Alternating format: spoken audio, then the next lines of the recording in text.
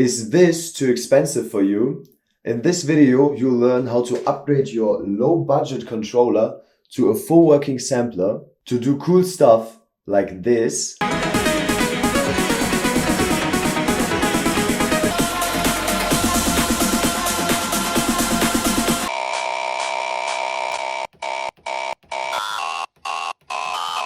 And then I'll teach you everything you need to know about the sampler in general. In the following, I will introduce to you two ways to change the settings of your controller.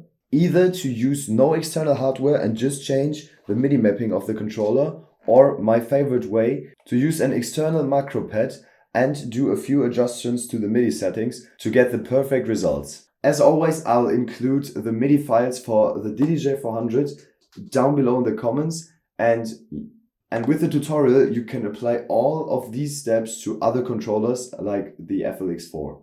So let's get into the video. Using the MIDI way, we have to choose a pad mode to delete, and we will use the free space to implement our additional sampler binds there. I deleted the second FX pad because I really don't use two effects pads. To do that, we go to the MIDI settings here, select pad, select function, and then we will search for pad FX2. Make sure to only delete for one deck or delete for two decks, then you have two free pads. So we will delete all pad FX2 selected for deck 1 and deck 2. I will delete both of them. So now we just have to delete pad FX mode 2. So delete those two. And now we have no control about the shift and beat jump button. So this literally does nothing now, and all the pads here have no function anymore. So now we can bind any single command we want here. So we will bind our additional sampler binds right here. Now we need to figure out what functions we want to add. These are record a sequence here, then play pause the sequence, next sequence, and the sampler effects, which are up here. So we want to add a button that enables us to apply effects to the sampler. And additionally, we can add sampler volume and sampler filter, and I'll come to that later. If you're using a DDJ 400, I've included the MIDI mapping already in the description. Just download it there and you can skip the next part of the tutorial. Now we will bind the functions. To do that, select MIDI again, go to sampler, select add. We start off with the volume, select sampler volume, then add another sampler cue, add the sequence record option, add the sequence start option, add the sequence slot select next. To get the right binds, we need to click learn and then press any button we want to assign our function to. But first we have to keep in mind that we want to assign them to the pad effects option of our pads. So we need to press shift and beat jump first. So we go to the pad FX2 mode, which is now our sampler mode, and then click learn. So now we can press the sequencer rec button, which will be our first button here, then the sequencer start button, then our sequencer slot next, which will change our sequence and overwrite an existing one, so we can delete sequences easy. This will be the third one here. And then another one is the sampler cue. This will apply just like these cue buttons here, so you can hear what your sampler does. For example, you can spam a sequence and record it while the volume is muted, and then you can go in with the volume. So we will just use the third bind here. Now we want to go to the effects section to add color effects. So color effects are the filter effects here on these two knobs, and we want that for a sampler too. So we have to decide which knob we can delete from our current MIDI setup to use that as the sampler switch for our color effects. So first we have to find out which one we want to delete. And for that, I decided, for me, this is the best option. You can use either the volume gain of deck 1 or deck 2, because we need literally every other bind. You cannot delete the volume of your headphones, for example, because you can set up that in your software once you have a headphone plugged in. But then if you override the MIDI settings, it will still increase the volume of your headphone. So you literally die when you do some effects, when your volume on your headphones goes wild. So the only option for me is the gain here. To delete that, we go to Mixer and search for gain of deck 2. Delete that. So now we won't be able to control the gain of our deck 2, which is not good, but we want to add more capability to our sampler. So whenever you're using deck 2, you have to keep in mind you can't increase the gain of this deck anymore. So now we will go to Add, click on Color Effects, Parameter Sampler, and then we click on Learn and turn this knob. So now it's assigned to our color effects, which you can see here. What I just realized is you can't add a function for the FX channels for the sampler. So unfortunately, you can't use the FX1. So you can't do any effects with that for the sampler, just using the binds the controller has. So we have to pick an external source for that, which I'll cover later. So now that we have finished, we can close the MIDI settings. And when we press Shift and Beatjam, we access our sampler controls, which is the sampler cue here, the next pattern option here, our play pause option, and the record option. For the second method, all you need is just a simple macro pad or an external keyboard. So first step is to bind the keys of either the macro pad or any external keyboard. Connect your micropad to your computer and install the software. Yes, the software for this thing here was given in a Google Drive link. Once you somehow installed the software, open it up. Now we just select one of these 3 keys here. These are the 3 keys here. And we have the option for our left turn, our right turn, and the center button. Then just when it's red here, you can tap whatever combination you want to assign. For example, Control P. We want to find keybinds which are not interfering with any other Windows keybinds. So Control S, for example, is safe in a lot of applications, and that is not helpful. So we try to find combinations that don't exist on a real keyboard. For example, Shift P. So we just then go key 1, Shift P, and then select download, and it will download on your keys. Maybe if it's a bit buggy, you have to experiment a bit, but you will get it somehow. So when we have done that, we need to remember the binds we have set here. So use easy binds, like for example, select all the binds here in a row, then exit it here. And if you don't want to buy an additional keyboard, you can also use a keyboard yourself, which is controllable by a software. So you can open your software for your keyboard. Most of these softwares are built the same, so just press a button and then assign a key here.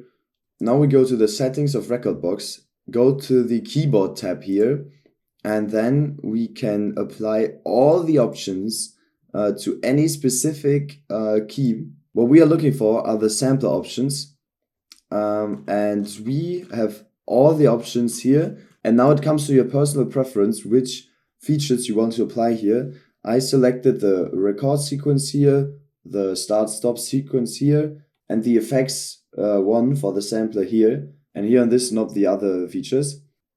So for me, it's record sequence on the first one. So I've already binded that. So when it's empty, select the plus here, and then just press the first key here, and ta-da, then click OK, and then sequence play.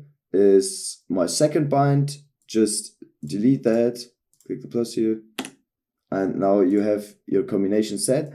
And the third button here for me is the color effects.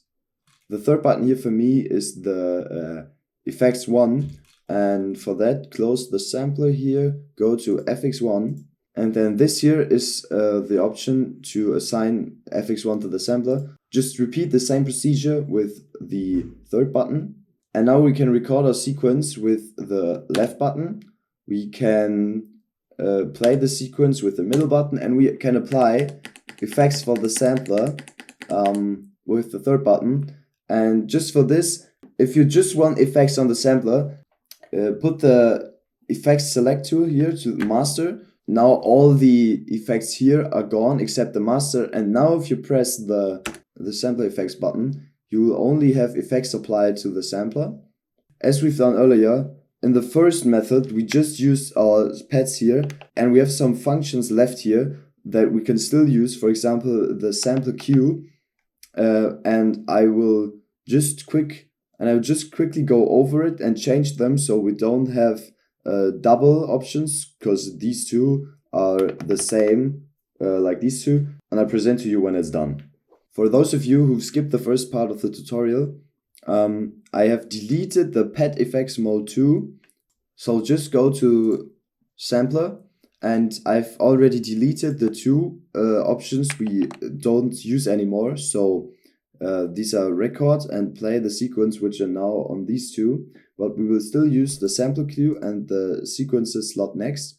So now we just have to apply our volume, and for this I have bad news. We only have 3 volume faders, so we have to get rid of one of them.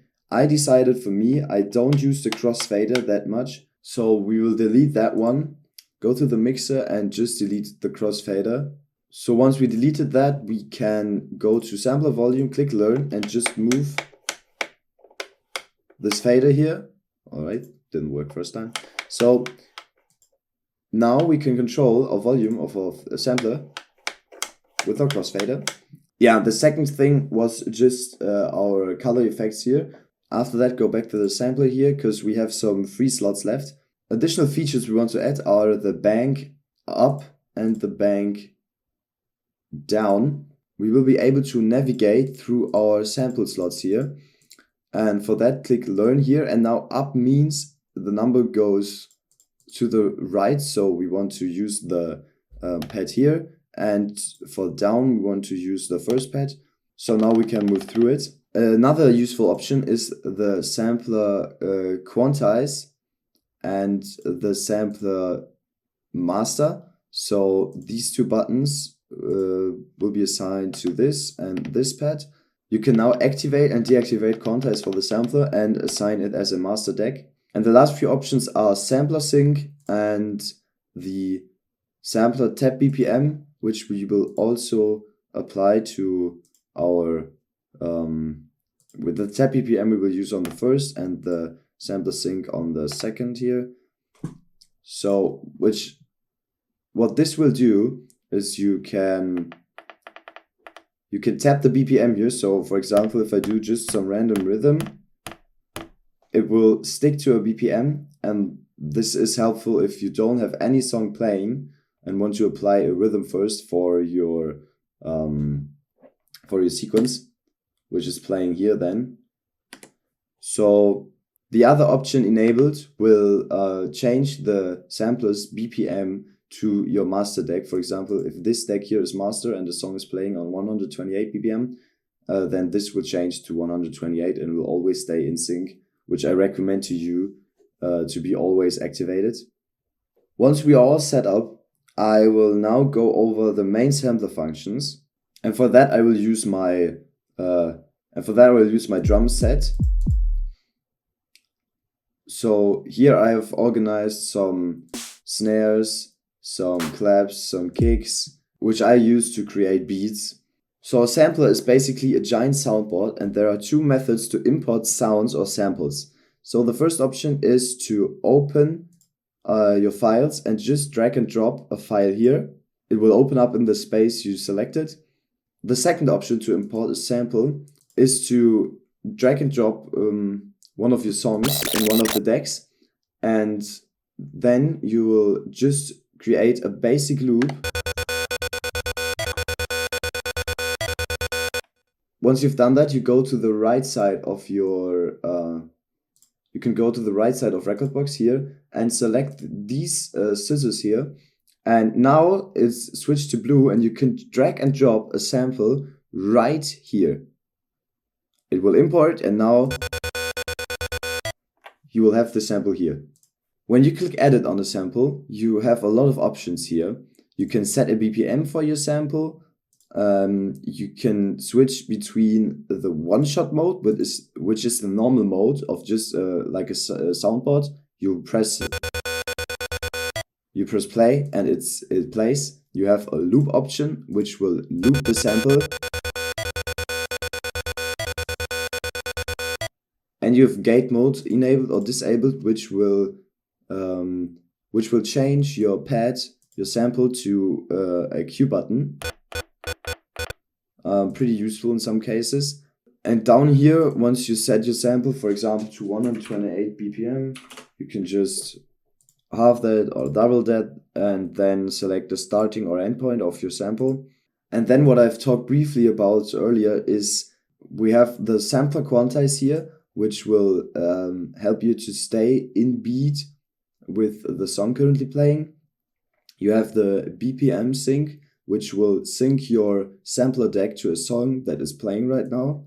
So when you load up a song here and play it, you can see when BPM sync here is activated, the sampler will change to the speed of our master deck. So now we have understand how to set up samples and to prepare them. And now we continue with the sequencer. So now when you want to record a sequence, just press this button, and now you can play any melody you want. For example, just a kick first, and it will play 128 BPM rhythm. And now you can just add some other stuff, some hi-hats.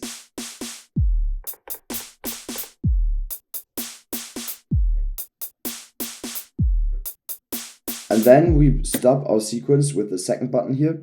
So you can create whole rhythms just using the sequencer. And for example, you can basically set up whole rhythms with this sequencer. And if you want to do that without the crowd hearing you experimenting while the song is playing, you can put our volume, our sampler volume, down to 0 and go into and activate the sampler queue. And now when you have plugged your headphones in, which I don't have right now, you can play and you can construct your whole sequence and your whole rhythm. And then when your sequence is done, record the sequence. And then when the sequence is done, you can increase the volume here and add it to your set. So to interrupt our sequence, we'll just press the pattern switch button, and now our sequence stopped. A second use case for the sampler is when you switch to another bank. In this here, I have samples from Drugs from Amsterdam, and I can loop them on 128 for transitions. I'll have the volume down at 0, and now just switch to the samples here and play them, and now they loop at 128. And now I can use the acapella and still transition between two tracks. Here is an example of that. Put the sample volume down to 0, record the sequence, then go to your samples, press one sample, slowly fade it in,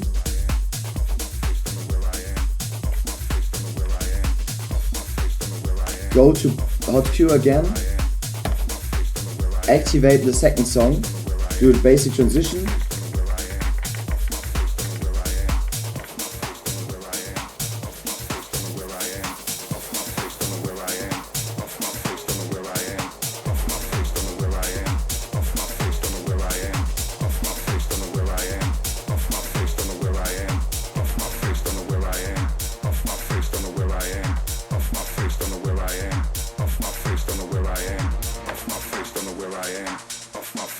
then we will stop the sequence, play another sequence, and you get that iconic drop. So what I've done at the end, I just stopped the sequence and then played another sample without it looping. And we're done. Another use case with this sampler configuration is you press record and then spam some flat kicks or claps or whatever. And now we have this here. And as I said earlier, we applied color effects to the sampler. So listen in.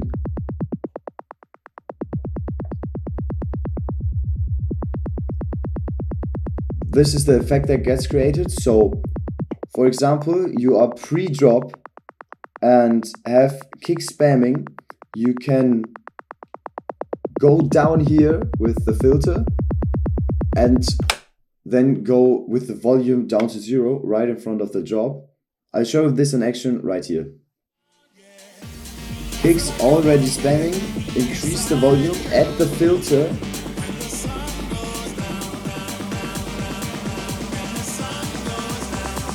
Slowly go down with the filter, back to 0.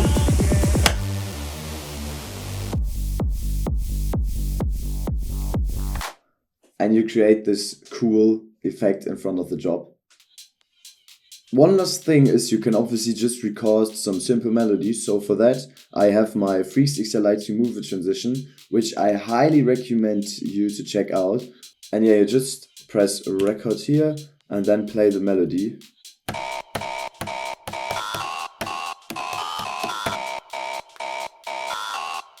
Here you go. That's it for this episode. I made this whole thing in a rush because I wanted it to be out as soon as possible and was ill the whole week. So don't be too harsh.